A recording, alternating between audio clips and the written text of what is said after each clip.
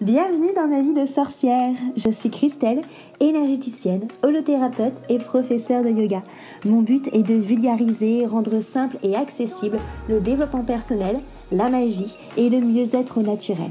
Parfois seule ou accompagnée, je m'engage à te faire voyager dans des podcasts authentiques et frais, plein d'astuces pour vivre ta vie de sorcière et de sorcier moderne.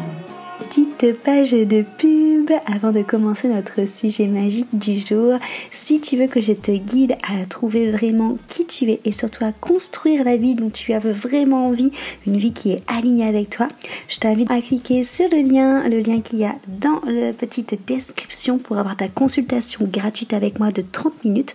Comme ça, on va pouvoir papoter et on va pouvoir voir quel outil magique justement je peux prendre pour venir t'aider et te guider. Je te dis à très vite dans un rendez-vous. En attendant, on passe à notre sujet magique du jour. Bonjour à tous, je suis Christelle de ma vie de sorcière et je suis ravie de te recevoir autour de mon micro enchantée, autour de mon chaudron magique. Aujourd'hui, je reçois Amina. Amina, c'est une de mes copines qui est déjà plusieurs fois qui est venue intervenir déjà plusieurs fois dans ma vie de sorcière, dans le podcast. Tu peux la retrouver dans la saison 1 autour justement des relations avec les pervers narcissiques. Et ensuite, on a fait un autre épisode ensemble dans la saison 3, me semble-t-il, autour justement de la relation entre l'énergétique et les religions. Et aujourd'hui, du coup, elle revient pour revenir sur tout ce qui est relation pervers narcissique. Donc, si t'as pas écouté le premier épisode de la saison 1 avec son témoignage, je t'invite à l'écouter parce que là, on est vraiment sur le retour d'expérience. Donc, après quelques années après, qu'est-ce qui en ressort? Donc, salut Aminou. Ravie de te retrouver dans ton podcast Ma vie de sorcière. Je suis ravie de te retrouver aussi, c'est ce qu'on disait juste avant l'enregistrement, que du coup avec Aurore, je pense que tu es celle qui a fait le plus d'interventions du coup dans le podcast. Et là du coup, on avait fini là-dessus à la saison 1 qu'on avait parlé du coup de ton expérience avec ton mari qui est un pervers narcissique. On avait fini sur comment est-ce qu'on gère en tant que maman lorsqu'on a des enfants et qu'on divorce et qu'on a toujours ce lien avec le pervers narcissique. Donc on va surtout tourner autour de ça aujourd'hui comme thématique, la relation parentale du coup par rapport à tout ça. Donc justement, avant de commencer, je ne sais pas si tu veux dire quelques mots sur toi pour te présenter, pour les personnes qui nous écoutent.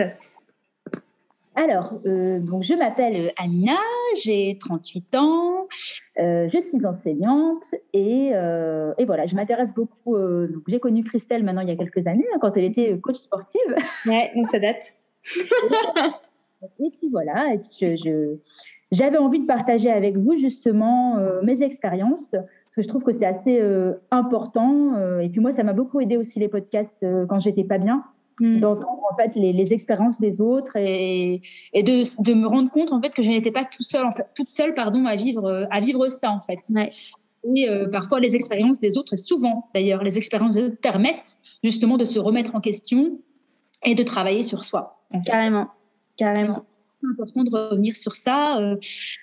Pour le premier podcast, on avait justement évoqué la relation parentale et en fait, en réécoutant le podcast, la fin du podcast, je m'étais rendu compte qu'il sonnait faux en fait par rapport à tout ce que j'avais vécu depuis 1 an.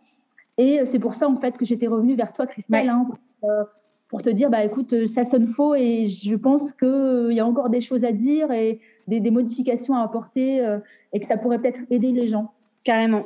Parce que comme tu dis, on évolue, on fait du chemin, on prend du recul, on prend de la hauteur, on grandit aussi, on se développe personnellement et spirituellement. Donc forcément, on voit les choses différemment que quand on a le nez dedans ou quand on est encore dans ses blessures ou chahuté par toutes ces histoires. Donc c'est hyper intéressant justement de revenir là-dessus après quelques temps. Du coup, justement, comment est-ce que tu gères cette relation parentale donc avec un pervers narcissique? Alors, dans le dernier podcast donc sur le pervers narcissique qu'on avait enregistré ensemble, Christelle, je disais à la fin que j'avais eu des complications en fait avec mon fils et que j'avais fait appel en fait à son père, et que je le laissais en fait être le sauveur en fait qu'il voulait être et l'accepter comme il est en fait. Et ça en fait ça a vite connu ses limites, parce que ce qu'il faut savoir, c'est que un pervers narcissique, si tu le laisses entrer dans ta vie, à un moment donné, si tu n'es pas très, très vigilant ou si tu ne mets pas de cadre très, très strict, et ben, il re-rentre dans ta vie et il se permet des choses, en fait. Ouais. Et en fait, ce qui s'est passé, c'est-à-dire que moi, je lui ai demandé de l'aide pour s'occuper de mon fils, en fait, ce qui est tout à fait normal, hein, voilà. Et en fait, très, très vite, il a réussi à s'insinuer, en fait, dans ma vie.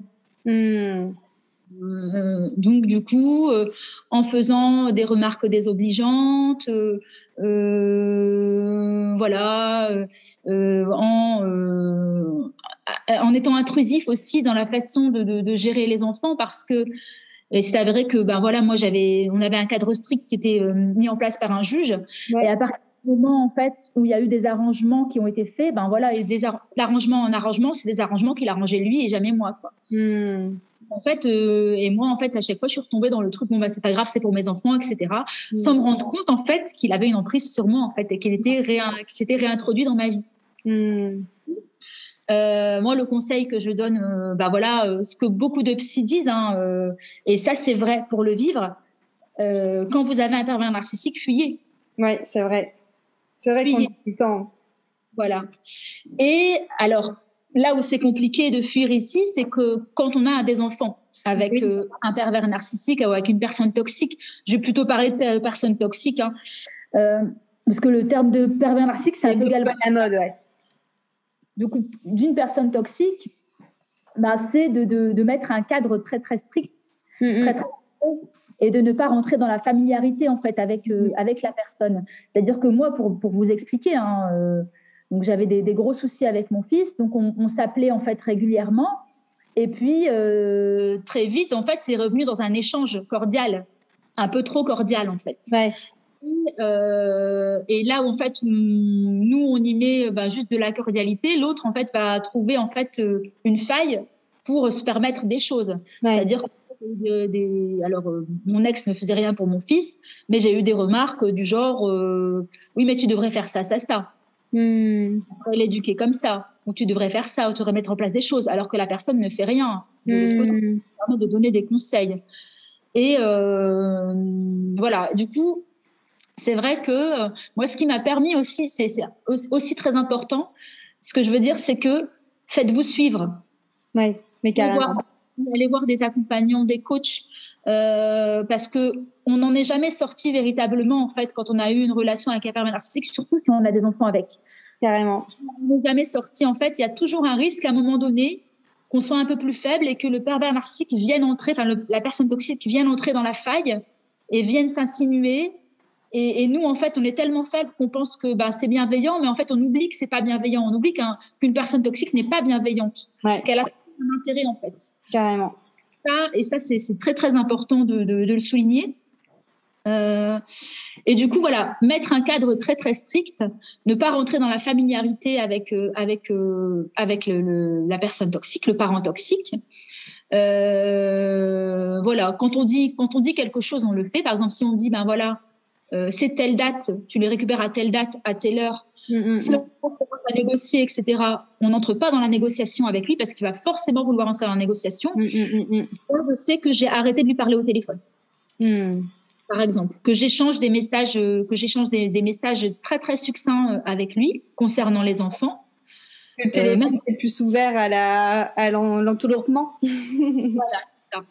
Et exactement. Et c'est vrai que dernièrement, j'ai eu quand même un échange un peu virulent avec lui par message concernant l'école de mes enfants, de mon fils. Et en fait, là, je me suis dit, est-ce que tu te sens assez forte? Parce que des fois, ça boue. Hein. La passe, elle se permet de dire des choses et elle fait rien. Enfin, en fait, elle se permet de donner des conseils, elle fait rien. Et on se dit, est-ce que je lâche le bébé ou pas, quoi? Et est-ce que c'est forte pour lâcher le truc? Et en fait, là, je me suis dit, c'est vrai qu'habituellement, quand on a une relation avec un pervers narcissique ou un échange avec un pervers narcissique, il faut être très succinct, limite très protocolaire. Ouais. Voilà. Et en fait, je me suis posé la question, je me suis dit, je sais qu'il faut être protocolaire, mais là, est-ce que tu te sens assez forte pour dire ce que tu as à dire et lui balancer ces trucs dans la tronche parce que tu en as vraiment envie? Ouais. Ça va te faire du bien.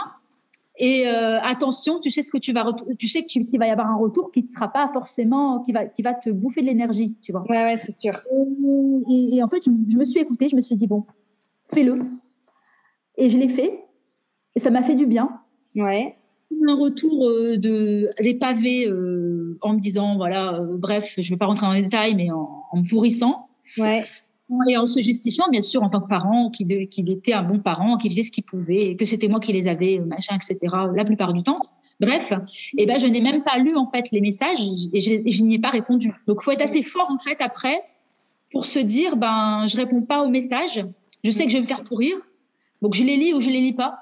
Mais je ne répondrai pas. Et en fait, du coup, comme il n'avait pas de réponse, ben, en fait, il s'arrête. Ben, bien sûr. Voilà, c'est ça. Mais il faut être assez fort pour le faire. Parfois, et après, je vous dis pas que après j'ai pas bien dormi hein, quand même, parce que on voit à du passé aussi, à des trucs un peu encore vifs. Ça réveille des choses, mais après, voilà, le lendemain c'était passé quoi. Mais le conseil que je donne, c'est vraiment de mettre un cadre très strict, comme à un enfant en fait. C'est con. Mais il faut agir avec un pervers narcissique ou une personne toxique comme avec un enfant, en fait. De toute façon, j'avais lu dans un livre qu'en effet, les pervers narcissiques, c'était en fait des enfants qui n'étaient pas matures émotionnellement. Donc, c'est carrément de dire qu'il faut agir en fait avec eux comme avec des enfants, parce qu'en fait, c'est des enfants qu'on a en face de nous, quoi, clairement. Voilà, ils sont pas matures, en fait. Ouais, c'est ça. Ils n'ont pas réussi à gérer leur frustration. Ouais, mais c'est ça. Et c'est exactement ça. C'est des personnes qui n'arrivent pas à gérer la frustration et que c'est des enfants gâtés, en fait, capricieux, qui pensent que tout leur est dû, quoi. Exactement, exactement. Et que dès qu'on leur crie un peu dessus, bah, comme tu dis, direct, ils renchérissent en tapant très fort des pieds sur le sol, en se roulant par terre, et après en faisant leur petit Calimero, quoi. Exactement. La victime, c'est une victime née, c'est sa faute. Si jamais, ben là dans le cadre de la parentalité, ben il peut pas s'occuper correctement, il fait ce qu'il peut parce qu'il les a seulement 20% du temps, mais en fait il y a plein de parents de pères qui ont les enfants 20% du temps, mais qui à côté de ça s'occupent des enfants quand même. Je veux dire, s'impliquent dans l'éducation de leurs enfants. Là, dans mon exemple, hormis le week-end sur 2, et encore quand il ne claque pas chez sa mère ou ailleurs, bah voilà, il y a pas de relation parentale en fait entre les enfants et lui, hormis ces temps-là. Ben ouais, bien sûr. Il n'y a pas, je veux dire, les écoles, c'est moi qui gère tout, je gère tous les problèmes. Voilà, donc du coup, mais voilà, il se cache derrière l'idée que c'est quelque part, c'est un peu de ma faute parce que c'est moi qui les ai. Et c'est moi qui ai voulu les avoir, et c'est clair, et c'est un choix. Et c'est un choix, bah après ça c'est mon choix, hein, qui est peut-être pas partagé par tous, mais moi j'ai fait le choix qu'il n'ait pas en fait les enfants une semaine sur 2 par exemple. Parce que je voulais protéger mes enfants aussi de cette toxicité. Bah oui. Après, bah, on peut aussi faire le choix de se dire, bah voilà, c'est les enfants qui géreront, qui feront leur expérience une semaine sur 2 avec leur père, qui se rendront compte des choses. Mais après, je me dis, si on peut protéger un peu nos enfants, choses comme ça. Surtout, je pense qu'ils s'en rendront compte quand même, quoi qu'il arrive, quoi. Voilà. Donc voilà. Sur comment laisser justement ton ex toxique loin de toi et pour justement ne pas avoir cette emprise sur toi et sur les enfants aussi. À distance. Donc, tu serais vraiment sur ce conseil de mettre un cadre, en fait. C'est ça. Mettre un cadre serré et pas sortir du cadre. Ne jamais sortir du cadre. Et ne pas se laisser, même s'il a des négociations, et il peut pas faire de négociations avec quelqu'un qui lui répond pas. Ou quelqu'un qui lui répond un truc protocolaire. Ouais, c'est sûr.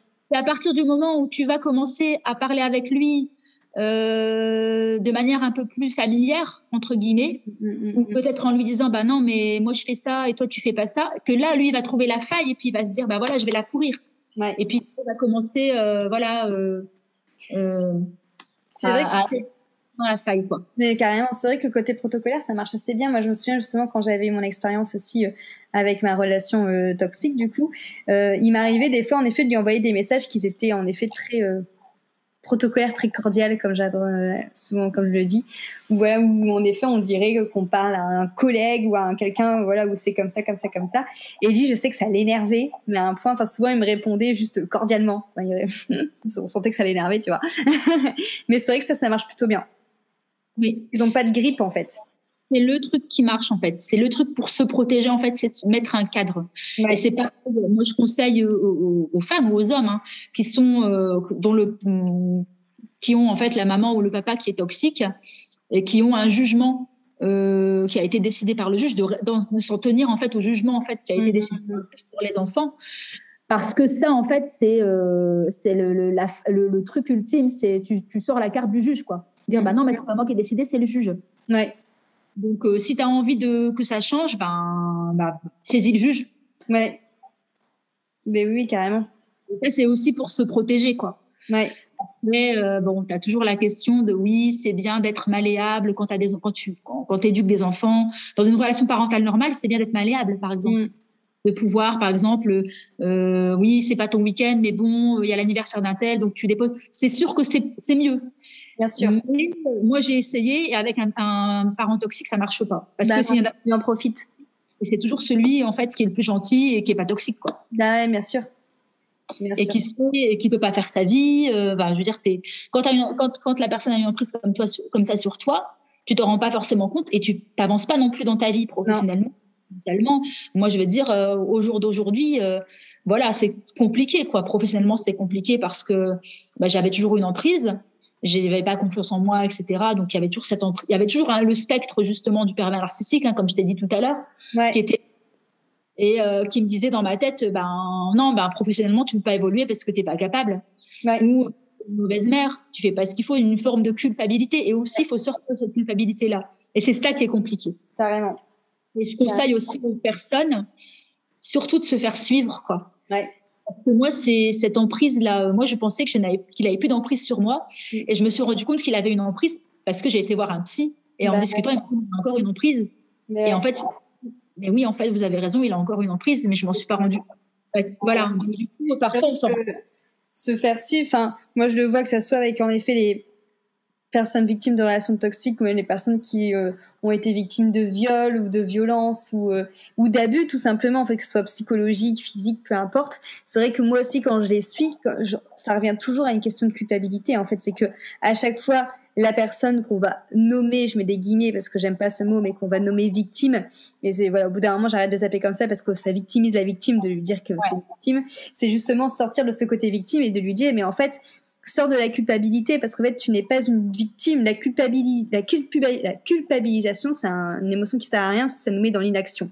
Parce qu'on est en mode, on se referme sur nous et puis on se dit, oh, j'ai fait ça, mais pourtant j'ai fait ça, c'est normal ce qui m'arrive, Daily. Et on n'est plus dans l'action, donc on peut plus avancer, en fait. Il n'y a plus rien dans notre vie qui bouge et on reste, en effet, comme ça, toute notre vie, une victime. Donc, en fait, c'est sortir de cette victimisation, sortir de cette culpabilité et puis prendre les choses en main, prendre ses responsabilités. Comme tu l'as fait toi, ta responsabilité, c'était de te dire, OK, en fait, il a encore une emprise et du coup, je prends cette responsabilité-là qu'à l'heure actuelle, il a encore une emprise sur moi et je prends la responsabilité de faire en sorte de m'en détacher, quoi. Et c'est hyper important de se faire suivre parce que je le dis tout le temps aux personnes que j'en appelle découvertes, mais quand on est tout seul, on peut avancer. Bien sûr, moi la première, j'ai d'abord été toute seule avant de faire des accompagnements pour moi.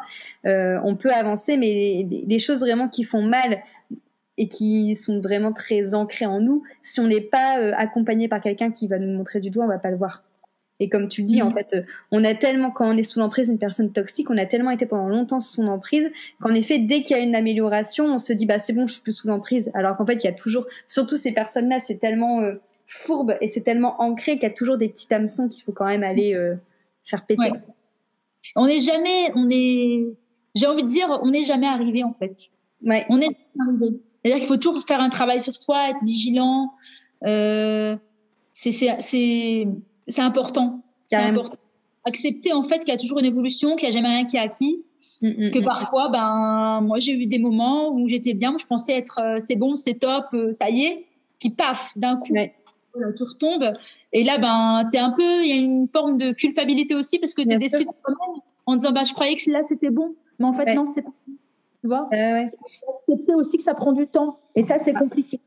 Ouais, bah carrément. J'en parle dans un autre podcast, mais ce côté aussi où on peut arriver à un moment où on se dit mais putain, ça va jamais finir en fait. Et à quoi ça sert que je travaille sur moi? Parce que regarde, ça fait 1 an que je travaille sur moi, j'essaie de sortir d'une relation toxique en prenant confiance en moi. Et au final, je me rends compte que j'ai toujours des liens avec la personne. Ça prend du temps. Et il faut toujours se dire qu'en effet, on est toujours sur une montée. À partir du moment où on travaille sur soi, on monte dans tous les cas. Mais des fois, ça monte un peu comme une queue en tire-bouchon. Donc, il y a des petites spirales dans la montée. Donc, des fois, en effet, on redescend un petit peu. Et moi, ce que j'appelle ça des validations d'acquis. C'est voir si tu as bien compris l'apprentissage de la situation ou ce que t'a dit ton thérapeute ou ton psy. Et si tu arrives en fait à rebondir et au fur et à mesure, on se détache des choses. Mais comme tu dis, en fait, ça demande beaucoup de lâcher prise et de patience, d'indulgence avec soi-même, de pas se juger, de pas culpabiliser. Parce que souvent aussi, ce qu'on retrouve chez les personnes qui ont été victimes de personnes toxiques comme ça, c'est qu'elles manquent beaucoup d'amour et de compassion envers elles-mêmes. En fait, elles s'en veulent d'avoir été comme ça manipulées, alors qu'en fait, avant tout, faut se donner de l'amour et il faut se pardonner à soi-même. En fait, on ne cherche pas à pardonner à l'autre, il faut se pardonner à soi-même. Ouais. L'important de se pardonner à soi-même, même de pardonner en fait à la personne toxique, mais pour soi. C'est-à-dire ne pas dire je te pardonne et puis dire lui trouver des excuses. Non. C'est tout, ça s'est passé. Je me pardonne à moi-même de m'être fait manipuler. C'est ça. Bon, j'accepte le fait de m'être fait manipuler et j'accepte que je pardonne aussi à ma personne toxique parce que ça va me faire avancer en fait. Ouais, carrément. Avancer moi, c'est pas pour lui, c'est pour moi. Et pardonner ne veut pas dire avoir des relations avec la personne. Carrément. Mais oui. Ça, de toute façon, pour les personnes qui nous écoutent, je vous invite à écouter le podcast que j'avais fait sur le pardon, parce que le pardon, c'est la part de don qu'on se donne à soi-même. En fait, dans le pardon, l'autre, on s'en fout que vous le pardonnez ou pas. Même vous êtes obligé de lui dire, en fait, on s'en tape, c'est sa conscience, c'est son truc. Voilà, si la personne toxique en face d'elle, elle sait pas que vous l'avez pardonné, on s'en fiche, en fait, c'est pas ça qui va vous aider à avancer. Mais le fait de se pardonner, d'avoir été manipulé par ce genre de personne, d'avoir rencontré ce genre de personne et de lui pardonner en lui disant c'était il était là pour me faire apprendre telle ou telle chose, donc je lui pardonne. En fait, c'est juste vous délivrer du pouvoir qu'il pourrait encore avoir potentiellement sur vous, quoi. C'est ça. Carrément. Il faut pas minimiser le pouvoir en fait de la conscience et des mots. Ouais, à fond. Nommer, c'est faire exister, hein. Nommer, c'est faire exister. Et du coup, tout à l'heure, tu parlais justement du fait de te dire aussi que tes enfants, ils verront par eux-mêmes au final la vérité des choses au fur et à mesure qu'ils grandissent. Et justement par rapport aux enfants, au niveau de ton fils, du coup, qui en effet a pris le chemin au bout d'un moment de son papa comme exemple, est-ce que tu peux en parler un petit peu plus et savoir comment t'as fait justement quand tu t'es rendu compte de ça? Alors, ce qu'il faut savoir, et je le dis dans le premier podcast qu'on a fait ensemble, Christelle, c'est que moi, en fait, ma séparation, elle a été impulsée parce que j'avais vu des comportements en fait de mon ex-mari sur mon fils qui avait 5 ans à l'époque. Ouais. Et je me suis dit c'est hors de question, de donner cet exemple-là qui devienne une personne toxique et que ma fille ait cet exemple-là du couple et qu'ils aient cet exemple-là du couple, de la femme et de l'homme, quoi. Ouais, bien sûr. Et du coup, c'est vrai que ça, j'avoue que le travail sur mon fils, j'y suis encore. Hein. C'est un long travail. De toute façon, quand on a des enfants, on fait que bosser. Hein. On n'arrête jamais, je pense, jusqu'à la fin. Carrément. Et en fait, déjà, ce qui est important, et moi j'ai fait cette erreur-là aussi à l'époque, c'est que comme j'avais pas réglé certaines choses et que j'avais beaucoup de haine vis-à-vis de mon ex-mari, je voyais en fait mon fils sous le prisme de mon ex-mari. C'est-à-dire que pour moi, c'était un petit pervers narcissique en puissance. Et du coup, je renvoyais cette image-là à mon fils. Donc ça, c'était pas bon du tout. Parce que du coup, lui, ça lui renvoie une image et puis il va se conforter en fait dans cette image-là. Donc ça, faut être vigilant. Parce que moi, c'est une erreur que j'ai faite et je m'en suis rendu compte. Et c'est vrai que faut être très très vigilant parce que quoi qu'on en dise, c'est un enfant. Ce n'est pas un pervers. C'est un enfant. Alors autant les pervers narcissiques ou les personnes toxiques se comportent comme des enfants, c'est normal en fait qu'ils se comportent comme ça. Autant les enfants ne se comportent pas forcément comme des pervers narcissiques. Les enfants ne sont pas des pervers narcissiques, ce sont des enfants. C'est ça. Voilà. Et du coup, c'est vrai que il faut travailler surtout sur l'acceptation, mettre un cadre très serré, comme on fait aux enfants. En fait. Ouais, voilà. Et ne pas sortir de ce cadre, parce que moi, c'est vrai que il y a des moments où j'étais pas forcément au top de ma forme. Donc du coup, en plus, pour s'occuper de gosses toute seule, avec une personne toxique, un parent toxique, plus un enfant qui est un peu compliqué. Surtout, faut mettre un cadre très très serré et ne pas lâcher ce cadre-là en fait. Ouais. Faire appel à tout ce qui nous est possible pour mettre ce cadre-là. Par exemple, moi, j'ai fait quand même une dépression à cause de ça aussi, parce que j'avais eu toute l'histoire de mes 5 années de divorce, machin, plus mon fils qui m'en fait voir de toutes les couleurs. Ouais. Et ne pas hésiter à se faire accompagner par des psys, par des sophrologues. Moi, c'est ce que j'ai fait. Et ne pas hésiter à se faire accompagner aussi par des structures de médiation familiale, mais aussi, moi, par exemple, mon fils, il est en internat, là, depuis 2 ans. Parce que, en fait, le cadre très serré, moi, je ne peux pas lui apporter parce qu'on va dire que je peux pas être le policier je peux pas être, celui qui donne les bonbons et le policier en même temps, quoi. Voilà, c'est ça. Donc en fait, et c'est très très épuisant d'avoir un enfant qui prend énormément d'énergie comme ça. Mais il faut un cadre très très serré, et il faut que l'enfant en fait sache que certes on l'aime, d'un amour bienveillant, d'un amour inconditionnel certes, mais que ça lui donne pas l'autorisation de faire tout et n'importe quoi. Ouais, il y a un cadre quand même, quoi. Bien sûr. Et ça, en fait, il faut qu'il le sache, en fait. Parce que moi, mon fils, par exemple, c'était je veux faire ça, machin, s'il te plaît, s'il te plaît, s'il te plaît. Alors tu le fais quand même si t'es pas trop d'accord. Et après, en fait, c'est la porte ouverte à tout. Et après, le cadre, c'est compliqué. Et voilà. Et surtout, rappeler tout le temps que oui, on l'aime, mais que ça ne donne pas le droit de tout faire. Et qu'il reste aussi, le remettre aussi à sa place d'enfant. Ouais. Moi, j'ai eu ce souci-là parce qu'il voulait prendre aussi la place du père, parce que nous, on est 2 filles à la maison, donc c'était le seul garçon. Et puis, c'est un peu le côté un peu patriarcal. Voilà, le garçon, c'est le mâle de la famille, donc il prend la place du père. Et on lui rappelait tout le temps, non, t'es un enfant. Le parent, c'est moi. Certes, il n'y a qu'un parent. C'est moi qui prends les décisions, ça n'est pas toi. C'est moi qui pose le cadre, ça n'est pas toi. Ça, c'est dur. C'est compliqué, donc il faut pas hésiter. Moi, j'étais beaucoup dans la culpabilité en fait pendant longtemps, en prenant tout sur mon dos, en me disant que c'était de ma faute, etc. Que j'y arrivais pas, que j'arrivais pas à le gérer, etc. Mais après, je me suis dit, mais en même temps, un enfant, c'est géré à 2 normalement. Oui. Et moi, j'ai 2 rôles en fait. Ouais. Ce côté culpabilisant aussi de se dire accepter aussi l'enfant comme il est, parce que parfois on veut qu'il rentre dans des cases aussi, et puis donc accepter l'enfant comme il est, ne pas vouloir le faire rentrer dans une case, ne pas lui dire qu'il est nul, ne pas lui dire, mais surtout lui montrer qu'on est bienveillant, qu'on l'aime, mais que s'il faut prendre une décision sévère, on la prendra, quoi. Ouais, c'est ça, que t'as beau être gentil et l'aimer de tout ton cœur, c'est pas pour autant que ça laisse la porte ouverte à toutes les fenêtres, comme on dit. Et lui faire comprendre aussi que la décision qu'on prend, c'est pour son bien aussi. Ouais, c'est ça. Même s'il la comprend pas à l'instant T, on comprend pour son bien. Et moi, je sais que j'ai eu des retours par rapport justement à l'internat, où mon fils m'a quand même dit maman, merci pour tout ce que tu fais pour moi, je sais que tu fais ça pour mon bien. Non, c'est trop mignon. Quand tu as un retour comme ça de ton fils, ça te fait chialer déjà. Ouais. Tu dis ça veut dire que j'étais dans le juste en fait. Ouais. Faut pas trop écouter aussi, parce que moi j'ai eu des retours non, mais pourquoi surtout de la famille qui comprend pas, pourquoi tu fais ceci, pourquoi tu gères comme ça. Entendre ce qu'on vous dit, mais la décision vous revient, parce que c'est vous qui vivez en fait les choses, c'est pas les autres.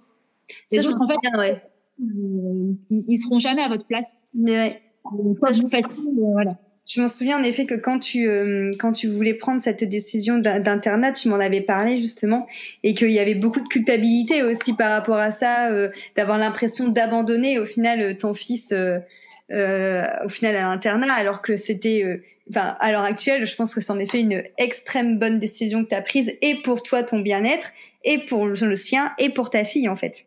Ouais, exactement, parce qu'on vivait plus, hein. Bah oui. C'était vraiment de la survie, et encore, on ne vivait plus. Et puis moi, il y avait des répercussions sur ma fille aussi qui étaient catastrophiques, alors que c'est une gamine très équilibrée. Ouais. Et ce qui est drôle, c'est que maintenant, on avait remis en cause l'internat à l'époque, mais aujourd'hui, on voit les résultats, en fait, sur mon fils. Ouais. Et du coup, mais c'est bien, etc. Bon, après, quand ils ont su, par exemple, ma famille, quand elle a su que je remettais mes enfants à mon fils à l'internat, pourquoi tu le gardes pas avec toi? Puis moi, je l'ai direct. Tu vas payer, tu vois, le truc tu vas payer telle somme. Mais non, je paye telle somme, mais c'est pour l'éducation de mon fils. Mais c'est ça, hein, carrément. C'est toujours ce côté un peu, tu te débarrasses de ton fils, quoi. Ouais. Je me souviens qu'on en avait parlé et que c'était en effet quelque chose qui était assez présent dans ton entourage comme jugement, et qu'au final, tu as su trouver cette force pour passer au-dessus. Mais je me souviens qu'on avait eu un grand débat où justement, je t'avais dit que c'était pas, que tu devais pas culpabiliser et que tu n'abandonnais pas ton enfant pour autant, quoi, parce que c'était vraiment l'image qu'on te renvoyait. Ouais. C'est ça. Et encore là, hein, tout à l'heure, quand j'en ai parlé à mes parents, on m'a dit, mon entourage m'a dit, on te renvoie encore, tu l'abandonnes, quoi. Mais je pars du principe que là, tu vois, si j'avais pas fait ça il y a 2 ans, là, je serais au ras des pâquerettes, je serais peut-être, je serais en dépression. Aujourd'hui, je vais beaucoup mieux, j'essaye, je travaille. Par contre, l'importance de travailler sur soi. Ça, j'insiste bien sur ce point-là, parce que moi, j'ai quand même fait, je suis suivie, je vais voir un psy, j'ai fait un peu d'hypnothérapie, d'ailleurs, avec Margaret. Ouais. Et ça m'a beaucoup aidée, en fait. Ça m'a beaucoup aidée. Donc, ne pas hésiter, en fait, ne pas se dire que se faire aider, c'est parce qu'on est nul. Ouais. Mais non, carrément pas. C'est tout seul, en fait. C'est ça. Voilà. Écoute, merci pour ce beau témoignage. J'espère que ça vous aura inspiré, que ça vous aura donné des clés pour si vous êtes dans cette situation-là. Et on va retrouver du coup Amina pour un autre épisode autour du pervers narcissique, mais plus là justement sur comment le pardonner, comment se sentir plus fort et comment passer au-dessus pour se reconstruire. Donc je vous inviterai à suivre, à zioter les prochains épisodes de La Vie de Sorcière, car il va sortir aussi bientôt. En tout cas, en attendant, je te remercie beaucoup de nouveau pour cette présence. Avec grand plaisir, Christelle. Merci à vous tous pour votre écoute et je vous dis à très très vite. Bisous.